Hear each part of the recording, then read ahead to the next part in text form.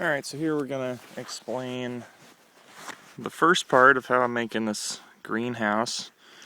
And it's about 12 feet wide, 100 feet long, and 6.5 feet high, roughly.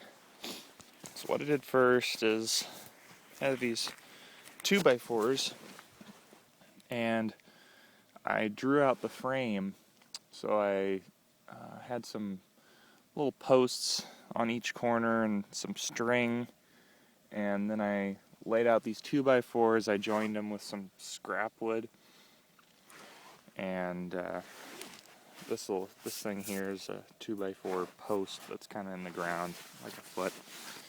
And this just lays out the frame for the greenhouse. It makes it really easy when you want to put in these posts, these PVC posts for the hoops.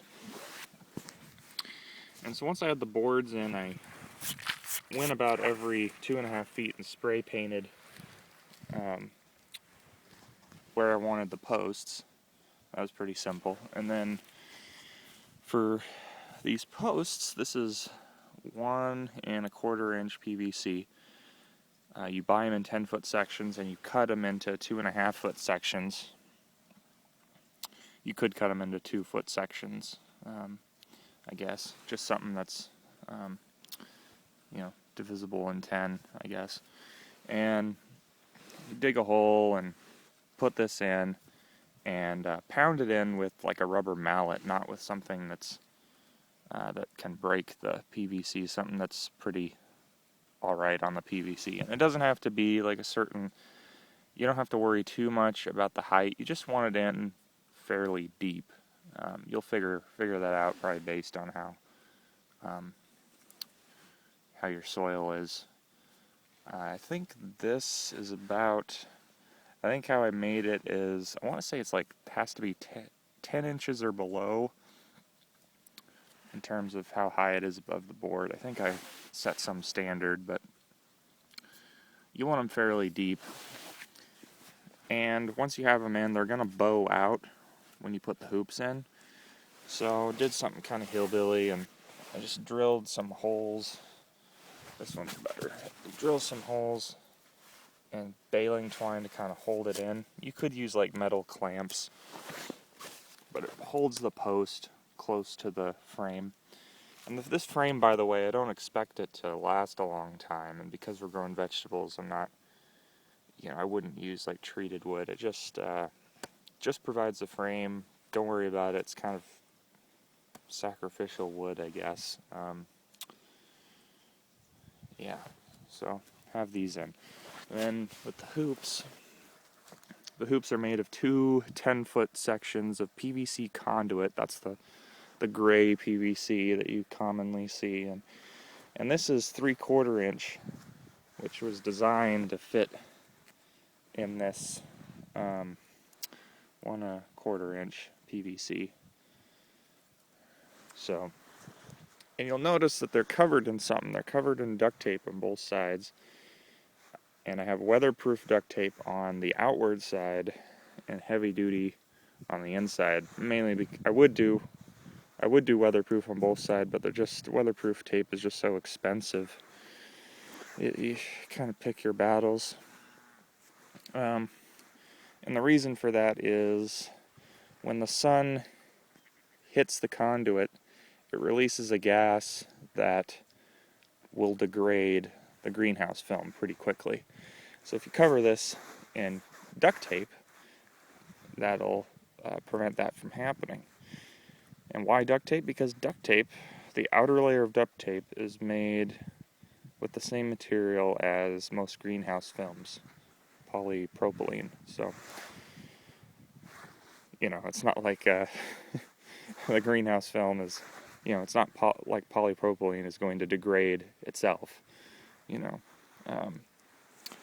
So it does take a little bit of time. I would take these to the shop, clamp one end down, and stretch one piece of tape over this side, flip it over, stretch another piece, and leave about like 1 inch on the ends. And then I'd bring these hoops out, and I laid them out, I glued them together with some PVC cement. I used Oki, if you're interested. And yeah, glued them together, and then I wrapped the joint with duct tape. So it kind of looked like this. I mean, it all doesn't look like really pretty or anything, I know, but it's supposed to be functional. It's not aesthetic. And then having a second person helps with this next part where you put them in the posts, put the hoops in the posts, and don't worry about getting it right at first. Just get the hoops in, and then you have your person still helping you. You take a take a level and measuring tape to this top end, decide how high you want it, which was 6.5 feet, right? And then make sure that it's kind of level. So each section should be adding the same amount of height, right? Otherwise, like if this was really high in that post, this section here would be over on this side and would be up, vice versa. If this was really high, the middle would be like here, right? So you get it kind of even. And then once you have that down, you bolt them to the PVC posts. And that's kind of not a good example, but these are standard carriage bolts. I got the 2-inch kind.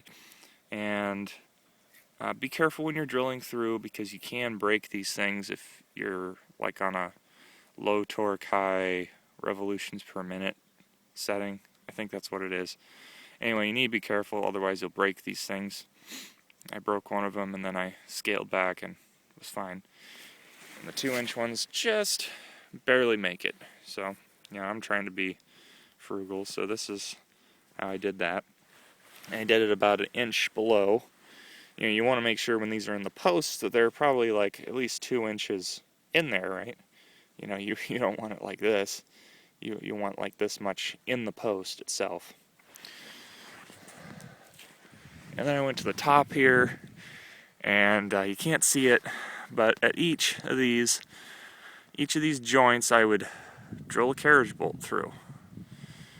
And the reason for that is once you cover them with felt, which protects the bolt from damaging the film.